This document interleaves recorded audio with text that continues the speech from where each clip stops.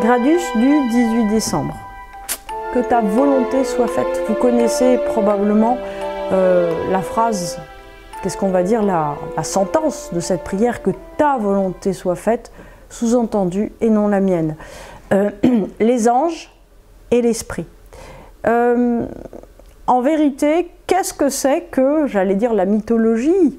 C'est pas franchement une mythologie. Qu'est-ce que c'est que la parabole du Saint-Esprit? La parabole du Saint-Esprit, c'est le fait que, à un certain moment, notre logique propre est supplantée par une logique qui n'est plus du tout la nôtre.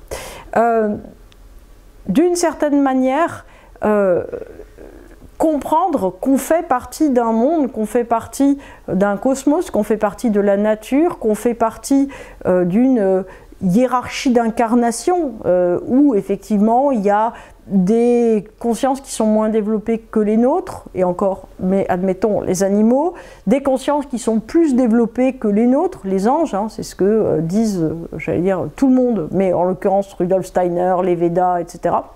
C'est d'arriver à comprendre en fait qu'on a notre place dans une hiérarchie, on va dire, de l'évolution. Hein. Toute la pensée gnostique se construit autour de ça, autour de cet ordre.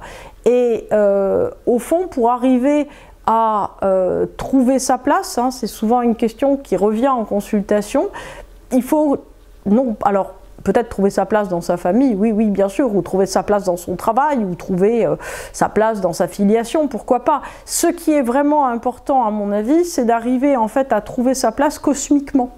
Ce qui est essentiel, c'est-à-dire comprendre ce que c'est que notre nature d'être humain, très fondamentalement. Qu'est-ce que c'est qu'un être humain?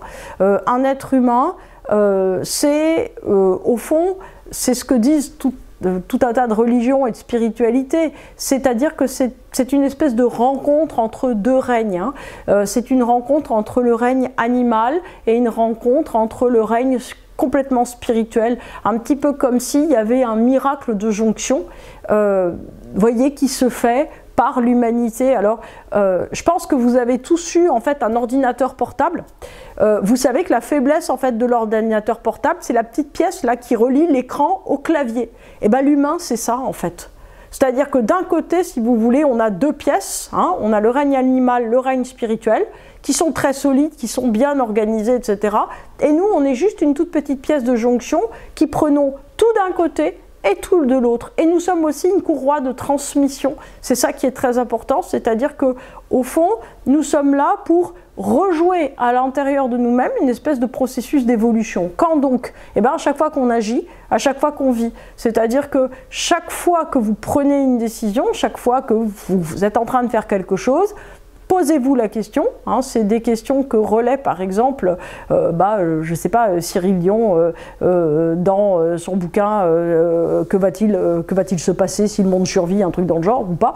Enfin bon, comment redonner de l'espoir à l'impossible, enfin vous verrez le titre. Voilà, en fait si vous voulez l'idée, c'est toujours d'une certaine façon d'arriver à réinventer l'humanité à l'intérieur de nous. C'est-à-dire qu'est-ce qu'on donne comme sens à l'humain à travers nous? Comment on fait en fait pour être, j'allais dire, nous-mêmes porteurs d'une cohérence dans nos actes, dans tout ce qu'on pose, dans tout ce qu'on fait? Est-ce qu'on est en accord sur tous les domaines de vie? C'est Pierre Rabhi qui nous incitait quand il était encore avec nous sur Terre à dire, là, est-ce que je fais mes courses conformément à moi-même? Est-ce que je mets à l'école mes enfants conformément à moi-même? Est-ce que je vis conformément à moi-même? Est-ce que j'ai des amis conformément à moi-même? Est-ce que je suis en accord avec toutes les valeurs de l'humanité que je pose dans chacun de mes actes, dans chacun de mes domaines de vie? Alors on va se dire on est loin des anges et l'esprit, mais non, puisque si vous voulez l'idée de que ta volonté soit faite à travers nous en tant qu'humains, donc nous on est une petite pièce de jonction, c'est la cohérence. C'est-à-dire que au fond, tant qu'on n'aura pas conscience de qui on est, non pas qui on est, vous Charles Duval ou vous Magali Dubois, c'est pas ça en fait, c'est qui on est en tant qu'être humain dans la jonction entre le cosmique et le règne animal ou le règne naturel, quelle place on a dans le monde naturel. Alors aujourd'hui c'est un grand sujet avec l'écologie, parce qu'on est en train de se rendre compte que l'écologie c'est Pascal Lavigne, Gauthier Chapelle et Cyril Dion qui le disent très bien, le nom m'est revenu. En fait, on se rend compte que la dimension écologique devient une dimension cosmogonique, devient une dimension complètement spirituelle.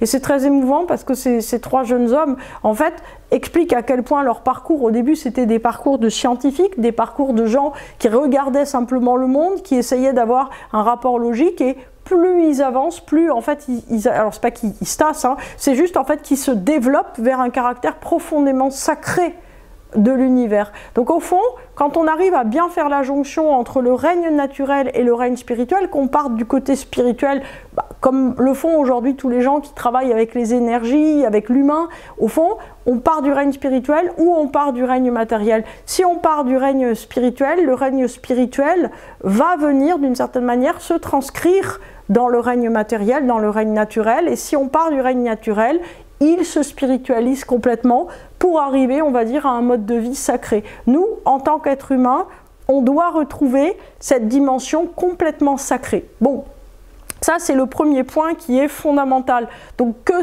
ta volonté soit faite, ça veut dire une chose, ça veut dire qu'on accepte notre place d'homme et de femme complètement, j'allais dire, en accord, donc entre ces deux règnes, en accord aussi avec toute l'histoire du monde. Donc l'histoire du monde, c'est pas forcément Charlemagne qui a inventé l'école, hein, et encore, l'idée, si vous voulez, c'est qu'on charrie des archétypes, on charrie l'archétype de la vulnérabilité féminine, du pouvoir masculin, l'archétype de la nécessité de créer le monde et d'être dans la joie de cette création, qui est un sens constant, l'archétype de toute la dimension, on va dire, de l'enfantement, de la filiation, de l'importance de laisser une marque sur Terre. C'est-à-dire que très profondément, l'être humain a besoin de voir à quoi il appartient de beaucoup plus grand que lui.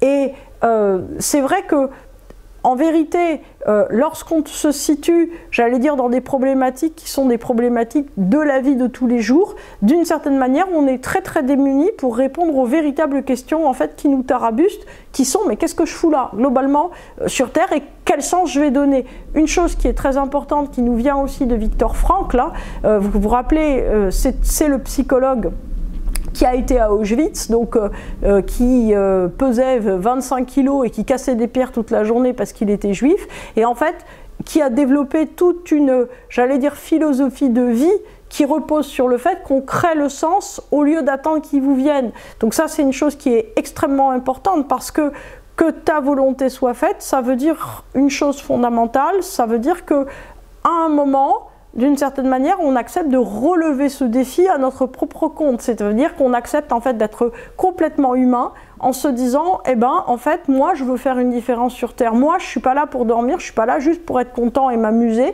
Je suis là pour donner du sens. À qui? Aux gens avec lesquels vous travaillez, à votre famille, aux gens qui sont autour. Vous pouvez pas être indécis, en fait. Vous pouvez pas, en fait, être mou. Ce que vous devez faire, c'est donner le meilleur de ce que vous pouvez. Si vous arrivez à faire ça, vous aurez plus de doute, j'allais dire, sur le fait de votre positionnement dans le monde, de ce que vous pouvez faire ou pas. L'idée, c'est pas de juger, c'est pas de redresser des gens, c'est simplement, dans la mesure de ce que vous avez autour, de faire le maximum.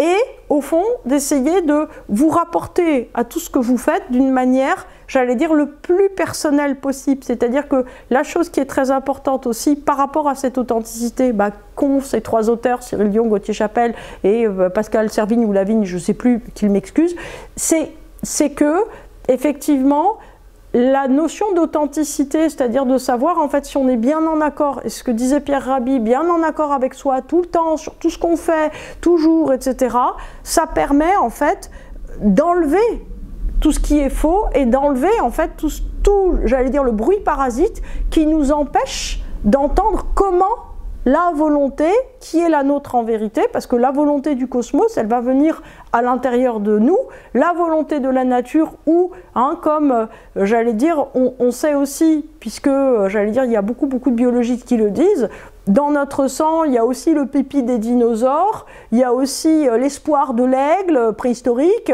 il y a toute l'histoire du monde est charriée dans nos cellules. Il y a les mimosas qui sont morts dans le jardin de notre arrière-grand-mère, et ainsi de suite. C'est-à-dire que nous sommes faits de la matière de de la terre. Nous sommes faits de la matière de la terre et pourtant nous devons porter un sens différent. Donc que ta volonté soit faite, c'est aussi tout simplement le fait de se dire « Ok, mais attends, moi je suis là pour apporter une différence sur terre ou apporter quelque chose sur terre parce que je suis, j'ai pas une seconde à perdre et il faut que je travaille à ça, je travaille à construire ce sens constamment au lieu effectivement, j'allais dire, de m'enfermer à l'intérieur de moi. Et au fond, ce redimensionnement que nous apportent les anges par l'esprit, c'est le fait, au fond, comme un zoom arrière en disant « mais enfin, cool, en fait, tu es né et rené et mort tellement de fois, qu'est-ce que tu es à t'inquiéter que ton contrat il soit signé ou pas signé avant le 15 du mois? C'est pas très important en fait.